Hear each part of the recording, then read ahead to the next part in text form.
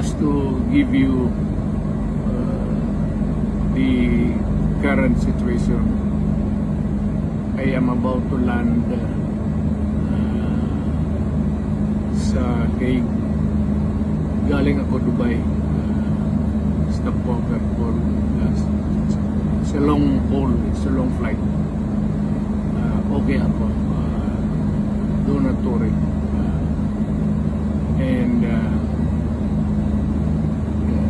I think this is something to do with the law and order noon.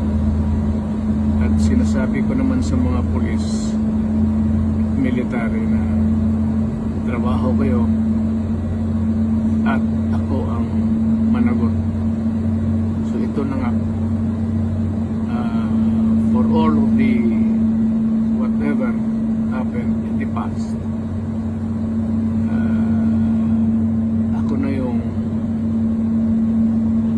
nag-front sa ating law enforcement at military. Sinabi ko na I will protect you and I will, ako ang managot sa lahat. This will be a long legal proceedings. But I say to you, I will continue to serve my country at so be it. Kung ganun ang